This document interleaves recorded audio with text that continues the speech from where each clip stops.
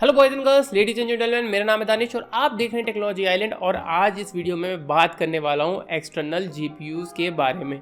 मैं इस बारे में बात नहीं करना चाहता था, लेकिन कुछ टाइम से कई लोगों ने बोला कि भाई क्या मैं अपने लैपटॉप के अंदर एक्सटर्नल जीपीयू लगा सकता हूं। तो ये मुझे लगा कि इस बारे में बात करनी चाहिए, क्योंकि कई लोगों को लगता है कि वो एक्सटर्नल जीपीयू लगाएंगे और उनकी प्रॉब्लम सॉल्व हो जाएगी, लेकिन वो आइडिया कहीं से भी अच्छा नहीं है। मतलब इस वीडियो में हम पूरी बात करेंगे कि कैसे आप लगा सकते हैं, लगाना चाहिए कि नहीं लगा। वैसे तो बिल्कुल नहीं लगाना चाहिए, मैं पहले ही वीडियो की शुरुआत में बोल दूँ, सेंस ही नहीं बनता उसका।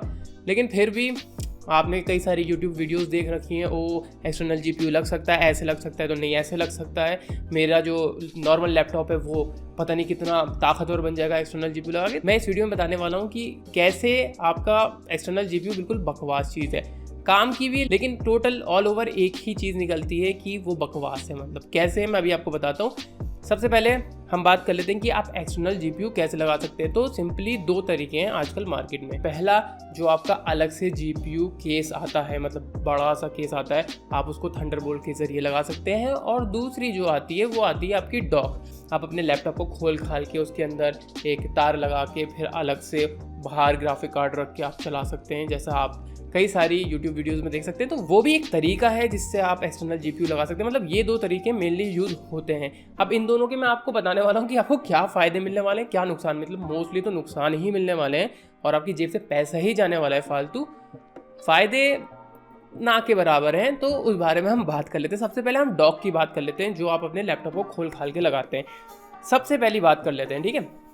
सबसे पहले वही बात कर लेते हैं, लेकिन उससे पहले मैं आपको एक चीज़ बता दूं कि कुछ अलग अलग टाइप के लैपटॉप यूजर्स होते हैं। एक वो जिनके पास बहुत पुराने लैपटॉप है, मतलब सीरियसली बहुत पुराने, मतलब थर्ड जनरेशन फोर्थ जनरेशन वाला वो यूज कर रहे हैं, ठीक है। उसके बाद आते हैं आजकल वाले लैपटॉप यूजर, जिन्होंने 30,000 रुपये का कोई नया लैपटॉप लिया है, i3 8 जनरेशन में भी, या 10 जनरेशन उन्होंने लिया है 4 GB रैम के साथ। दूसरे यूजर्स वो आते हैं, और तीसरे आते हैं जो थोड़े महंगे लैपटॉप लेते हैं। मतलब तो ये मोस्टली आपको 3 लैपटॉप यूज़र इंडिया में देखने को मिलते हैं। तो सबसे पहले बात कर लेते हैं सबसे पहले लैपटॉप यूज़र्स की, जो कि बहुत पुराने लैपटॉप यूज़ कर रहे हैं और वो सोच रहे हैं कि मैं इसके अंदर एक्सटर्नल ग्राफिक कार्ड लगा दूंगा और GTA 5 विचर जैसे और बड़े बड़े टाइटल्स में बड़े आराम से खेलूंगा। तो पहली बात सुनो मेरे भाई, सबसे पहले आप कोई यूट्यूब वीडियो देखकर आए होंगे जिसमें उन्होंने डॉक यूज़ करा होगा। करते क्या है, मैं आपको सिंपल बताता हूँ। एक डॉक होता है जो आप अगर अपना लैपटॉप खोलेंगे तो उसके पीछे M.2 स्लॉट या वाईफाई कार्ड जो होता है उसको निकाल के आप उसके अंदर पिन लगा सकते हैं, क्योंकि वो PCI एक्सप्रेस लेन पे काम करते हैं। सिंपल सी बात है, ठीक है। बाहर एक डॉक आता है, डॉक के ऊपर आप ग्राफिक कार्ड लगाते हैं, आपका काम चल जाता है, ठीक है। आपका काम चल जाता है, बढ़िया होता है। लेकिन यहाँ पर कुछ प्रॉब्लम्स आती हैं। सबसे पहले जो पुराने लैपटॉप्स हैं उसके अंदर तो वो ग्राफिक कार्ड चलेगा नहीं। क्यों? क्योंकि उसके अंदर जो CPU होगा वो बहुत पुराना होगा, ठीक है। तो बॉटलनेक करना ही करना है। और दूसरी बात, जो लैपटॉप में CPU होते हैं वो एक कमज़ोर CPU होते हैं, तो वो बॉटलनेक करेगा ही करेगा। साथ में उसके अंदर रैम भी कम होगी, भाई नहीं चल पाएगा। आप अच्छा ग्राफिक कार्ड भी लोगे, फॉर एग्जांपल अगर आप 1650 भी लोगे तब भी नहीं चल पाएगा भाई। मतलब सेंस ही नहीं है उस बात का। तो अगर आप इतने पुराने लैपटॉप यूज़र हो तो आप छोड़ ही दो सपने देखना, क्योंकि चलेगा ही नहीं। उसके बाद आते हैं जो आजकल के लैपटॉप यूज़र्स हैं, जो 30,000 रुपये उन्होंने किसी तरीके से खर्च करे और अब सोच रहे हैं कि एक्सटर्नल जीपीयू लगा देते हैं। तो भाई एक बात सुनो, आपने लैपटॉप लिया क्यों था? अगर आपने नया लैपटॉप लिया है तो क्यों लिया था लैपटॉप? आपने इस वजह से लिया था क्योंकि आप इसको कहीं भी यूज़ कर सकते हैं, कहीं भी आप लेके जा सकते हैं बहुत आराम से। आप कभी अपने रूम में लेके जा सकते हैं, आप बाहर लेके जा सकते हैं, आप ऑफिस यूज़ कर सकते हैं, कहीं भी आप ले सकते हैं। लेकिन जैसे ही आप उसके अंदर ग्राफिक कार्ड लगाएंगे एक्सटर्नली वाला, तो फिर तो वो आपका लैपटॉप, मतलब जो पोर्टेबिलिटी थी वो तो बिल्कुल ख़त्म ही हो गई ना।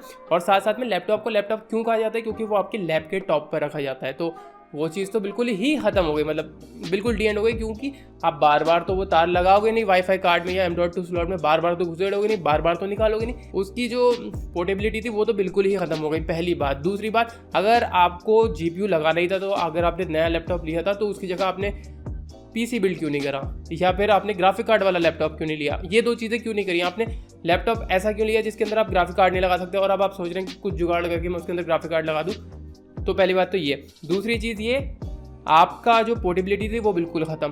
तीसरी चीज़ मैं आऊँगा, अभी आता हूँ। उसके साथ साथ हम बात करते हैं आखिरी तरीके का यूज़र होता है जो थोड़ा महंगा लैपटॉप लेता है, ठीक है। जो महंगा लैपटॉप लेते हैं ना मेरे भाई, वो मोस्टली क्या करते हैं, ग्राफिक कार्ड वाला लैपटॉप ले लेते हैं। तो उसके लिए तो उनको एक्सटर्नल जीपीयू चाहिए ही नहीं होगा। लेकिन कुछ लोग होते हैं जो महंगा लैपटॉप लेते हैं, लेकिन वो क्या करते हैं कि वो उसके अंदर जीपीयू वाला मॉडल लेते नहीं है, क्योंकि जीपीयू वाला मोटा होता है तो काफ़ी ज़्यादा भारी हो जाता है। तो उनको ऑफिस यूज़ के लिए चाहिए होता है, तो वो पतला लेते हैं। लेकिन फिर बाद में उनको शौक चढ़ता है कि भाई लाओ मैं एक्सटर्नल जीपीयू लगाता हूँ।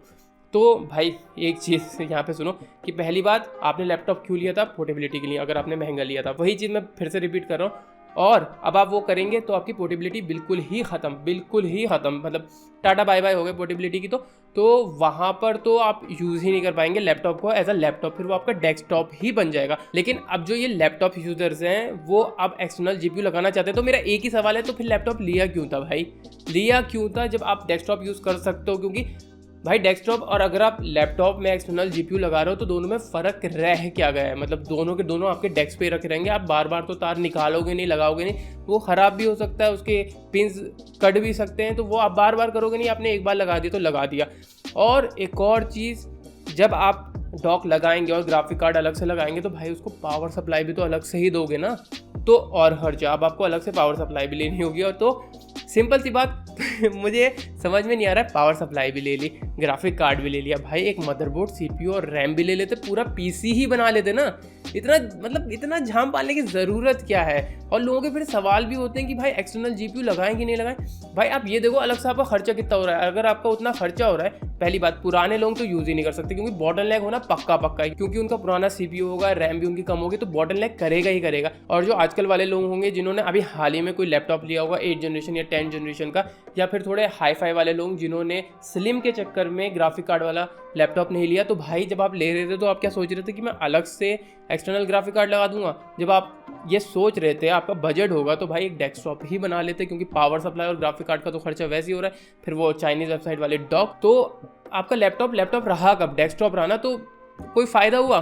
कोई फ़ायदा नहीं हुआ। सच भाई डेस्कटॉप बना लो, ज़्यादा सिंपल रहेगा। और एक और भी कमी है इसमें, वो ये है कि आपने जैसे लगाया, आपने डॉक लगाई, आपने उसके अंदर ग्राफिक कार्ड लगाया, पावर सप्लाई से कनेक्ट करा, आप अब बैठे, आपने कहा चलो कुछ हुआ, कैसा भी हुआ, पैसे ज़्यादा गए, मेरे लैपटॉप की पोर्टेबिलिटी भी ख़त्म हो गई, एक डेस्कटॉप बन गया पूरी तरीके से, लेकिन फिर भी लाओ चलो अब गेम में खेल लेता हूँ।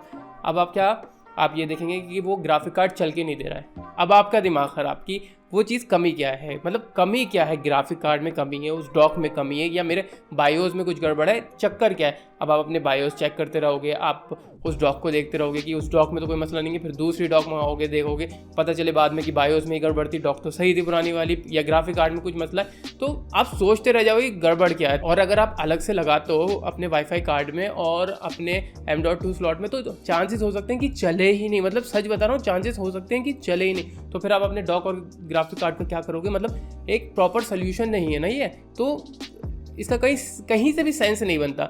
तो ये वाला तो एक तरीका हो गया जो बहुत पॉपुलर है, मतलब आपको यूट्यूब पे मतलब हर कोई ये करता हुआ दिख जाएगा, मतलब बड़े आराम से करता हुआ दिख जाएगा। अब दूसरा तरीका क्या है? थोड़ा आसान है, थोड़ा कॉम्पैक्ट है, लेकिन वो भी प्रैक्टिकली पॉसिबल नहीं है। मैं बताता हूँ कैसे। वो ऐसे कि भाई वो एक पूरा बॉक्स होता है जिसके अंदर आपका ग्राफिक कार्ड लगता है, और फिर वो थंडरबोल्ट पोर्ट के ज़रिए आपके लैपटॉप से जुड़ता है, बस और कुछ नहीं। मतलब आपको अलग से कुछ नहीं करना पड़ता, बस आपका एक बॉक्स होगा जिसके अंदर ग्राफिक कार्ड लगा होगा, और फिर आप उसको अपने लैपटॉप में जोड़ सकते हैं थंडरबोल्ट के ज़रिए। आपका काम हो गया, डन। आपको कुछ नहीं करना है। जब आपको गेमिंग करनी है, आप थंडरबोल्ट से जोड़िए, काम खत्म। आप लोग सोचेंगे यार ये तो सही सॉल्यूशन है यार, ये एक्सटर्नल ग्राफिक कार्ड का कितना झाड़ है, पावर सप्लाई भी लो, ये भी लो, ग्राफिक कार्ड भी लगाओ उसके अंदर, और अलग से इतना गंदा दिखेगा भी, ठीक से दिखेगा भी नहीं। ये ज़्यादा सही है कि पूरा एक बॉक्स होगा, थंडरबोल्ट से बस जोड़ो। जब आपको लैपटॉप यूज़ करना हो, लैपटॉप जब आपको उसको गेम खेलना हो तो आप उससे कनेक्ट करो और अपनी डेस्क पे रख दो। कितना अच्छा सॉल्यूशन, मतलब सुनने में कितना अच्छा लगता है, लेकिन सिर्फ सुनने में अच्छा लगता है, ये भी प्रैक्टिकली नहीं है। क्यों? क्योंकि जो पुराने लैपटॉप यूज़र हैं, क्योंकि मेजॉरिटी ऑफ द लैपटॉप्स पुराने ही हैं, मतलब इंडिया के अंदर जो लैपटॉप यूज़ करे जाते हैं वो पुराने ही यूज़ करे जाते हैं। ज़्यादातर लोग लैपटॉप पे पैसा ही नहीं लगाते, सीरियसली वो ज़्यादा पैसा नहीं लगाते। 25-30 हज़ार हद होती है जो लोग ज़्यादातर लैपटॉप्स खरीदते हैं, बस इसी रेंज में रहते हैं। 40-50 हज़ार रुपये वाले भी लैपटॉप लोग ज़्यादातर खरीदते नहीं हैं। तो भाई थंडरबोल्ट पोर्ट आपके सस्ते लैपटॉप पे तो देखने को मिल ही नहीं सकता, वो पुराना लैपटॉप हो या नया लैपटॉप हो, आपको मिल ही नहीं सकता। नामुमकिन है थंडरबोल्ट पोर्ट मिलना, तो आप ये सॉल्यूशन तो आप ले ही नहीं सकते, मतलब नामुमकिन सा, आप भूल जाओ, आपके लिए है ही नहीं। लेकिन अब किसी किसी के चेहरे पे स्माइल आ रही होगी कि जो महंगे जिनके पास लैपटॉप है, जिनके अंदर थंडरबोल्ट पोर्ट है किसी तरीके से, तो वो सोचेंगे अरे ये सॉल्यूशन मुझे मिल गया, ये मैं लगा दूंगा, सिर्फ एक केबल तो लगानी है, बस मेरा काम हो गया, मुझे बस अलग से वो केस लेना है ग्राफिक कार्ड के साथ, बस खत्म बात, और बाकी मेरा कुछ नहीं है, बहुत आराम से मैं कर लूँगा।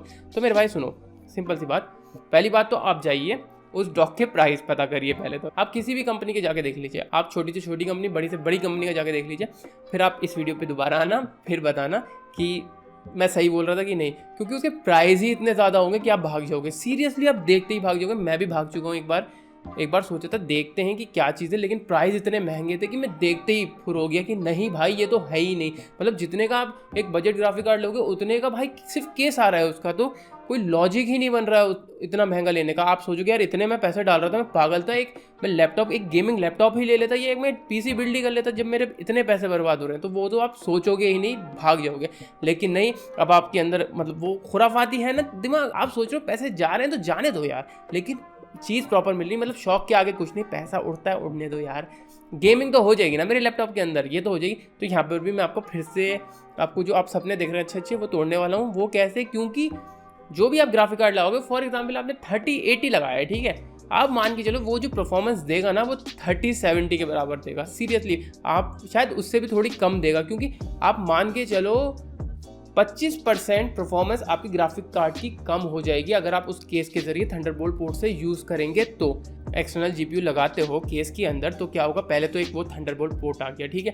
अब पहले बता दूं कि वो PCI एक्सप्रेस लेन जितना फास्ट नहीं होगा, मतलब काफ़ी फास्ट होगा लेकिन उतना फास्ट नहीं होने वाला ना। और साथ साथ में फिर जब वो थंडरबोल्ट पोर्ट लगेगा, फिर वो अंदर जाके CPU को इन्फॉर्मेशन देगा, वहाँ तक उसको ट्रांसफ़र करेगा, और साथ ही साथ में वो जो आपका केस है जिसके अंदर आपने प्यारा प्यारा ग्राफिक कार्ड लगा रखा है, तो वो PCI एक्सप्रेस में ही लगेगा, फिर वो थंडरबोल्ट के जरिए कन्वर्ट होगा, देन थंडरबोल्ट जाएगी, फिर वो CPU को पहुंचाएगी। मतलब कितना लेटेंसी यहाँ पर आ जाएगी। तो यहाँ पर आपको 25% तो आपको लॉस देखने को ही मिलेगा। अब आप खुद बताओ यार, आपने फॉर एग्जाम्पल 3080 लिया शौक में, अब आपको वो परफॉर्मेंस दे रहा है 3070 वाली, आपका दिल करेगा सच में? मतलब अगर आप सीरियसली गेमिंग करते हो ना तो आपको चुभेगा। मतलब जब आप उसके FPS देखोगे ना, और आप YouTube पे देखोगे कि इस ग्राफिक कार्ड से इतने FPS आते हैं, आप इधर तकलीफ होगी, ठीक है, इधर ही तकलीफ होगी, सॉरी इधर होगी, इधर होता है। मैं सच बता रहा हूँ, बहुत तकलीफ होती है अगर एक FPS भी कम हो जाता है। और यहाँ तो आपको बहुत सारे FPS कम होते हुए दिखेंगे, तो भाई ऑप्शन ही नहीं है। क्योंकि जब आप इतना पैसा डाल रहे हो तो यार एक गेमिंग लैपटॉप, ये गेमिंग PC बिल्ड कर लो यार। मतलब क्यों graphic card, external graphic card के चक्कर में पड़ा हूँ? बस मैंने आपको बता दिया कि कहीं से भी है ही नहीं, मतलब समझदारी वाला डिसीजन ये कहीं से भी नहीं है। मत लो। मैं कभी भी एक्सटर्नल GPU के सपोर्ट में था ही नहीं, क्योंकि हर तरफ से ये ऐसा ही है जैसे पैसों की बर्बादी। आप चाहो तो आप नया PC बिल्ड कर सकते हो, नया गेमिंग लैपटॉप ले सकते हो, लेकिन ये एक्सटर्नल GPU के चक्कर में मत पड़ो। एक तो आपके पैसे बहुत बर्बाद होने वाले हैं, आपकी पोर्टेबिलिटी ख़त्म होने वाली। मुझे समझ में नहीं आता, जब आपको एक्सटर्नल GPU लगाना ही होता है तो आप PC बिल्ड क्यों नहीं कर लेते? क्योंकि पोर्टेबिलिटी तो आपको दोनों तरफ देखने को नहीं मिल रही है ना। सिर्फ ये उन लोगों के लिए हो सकता है जिनके पास बेइंतहा पैसा है, लेकिन फिर भी वो सेंस नहीं बनता, क्योंकि जब आपके पास बेइंतहा पैसा है तो फिर आप अलग से एक दूसरी गेमिंग मशीन ही बना लोगे ना। जब आपके पास बहुत पैसा है, अपना लैपटॉप आप अपने काम के लिए यूज़ करोगे, सिंपल सा सेंस है। पर पता नहीं फिर भी लोग बार बार, मतलब कई बार मुझे ये सवाल पूछा जा चुका है कि एक्सटर्नल GPU क्या यूज़ कर सकते हैं हम इस लैपटॉप में, क्या एक्सटर्नल GPU लैपटॉप के लिए सही है? मतलब इतनी बार ये पूछ लिया है कि मैंने सोचा लाओ इसके ऊपर वीडियो बना ही देता हूँ, क्योंकि कई टाइम से ये पेंडिंग पे थी वीडियो कि ये बनानी है, लेकिन सोचा मैंने बना दूँ। मैं आपको बता रहा हूँ कि मत पड़ना एक्सटर्नल GPU के चक्कर में। कितनी यूट्यूब वीडियोज़ में आपको अच्छे अच्छे सपने दिखा दिए जाए, ओ GTA 5 में इतने फ्रेम रेट्स मिल रहे हैं। भाई थोड़ा सा दिमाग लगाओ, हर तरफ से नुकसान है आपका, हर तरफ से नुकसान है। मैं बता रहा हूँ, अगर आप अभी भी सोच रहे हो ना कि मैं एक लैपटॉप ले लेता हूँ और उसके बाद उसके अंदर मैं एक्सटर्नल GPU लगा दूंगा, तो मैं अभी आपको बता रहा हूँ कि ये चीज़ ख्वाब देखना बिल्कुल छोड़ दें। या तो PC बिल्ड कर लें, या फिर आप थोड़े पैसे और डाल के, जितना आप एक्सटर्नल GPU में डालने वाले हैं वो सारा पैसा आप डाल के लैपटॉप के अंदर ही एक अच्छा गेमिंग लैपटॉप ले लें भाई। उसके अंदर ज़्यादा अच्छे गेम चलेंगे और आपको परफॉर्मेंस ड्रॉप भी आपको देखने को नहीं मिलेगा। तो इन बकवास चक्करों में मत पड़ना। यूट्यूबर्स आपको कितने भी सपने दिखाएं कि ये हो सकता है एक्सटर्नल GPU से आपका लैपटॉप इतना फास्ट बन जाएगा जितना आपने कभी सोचा ही नहीं है। मतलब वो GTA 5 इतने फ्रेम रेट्स देगा कि क्या बात है, आपका लैपटॉप दे ही नहीं सकता उतना। तो इन बकवास चीज़ों में मत पड़ना। बस दोस्तों फिलहाल के लिए इस वीडियो में इतना ही। उम्मीद है कि आपको ये वीडियो पसंद आई होगी। पसंद आई तो लाइक कीजिए, शेयर कीजिए। कोई भी सवाल हो तो नीचे कमेंट बॉक्स में तो पूछ ही सकते हैं। और आपने हमारे चैनल को अभी तक सब्सक्राइब नहीं किया तो जल्दी से करो मेरे भाई, क्योंकि मैं आपके लिए ऐसी मददगार वीडियोस लाता रहता हूँ। मैं मिलता हूँ आपको अगली वीडियो में, तब तक के लिए spread peace, love and happiness.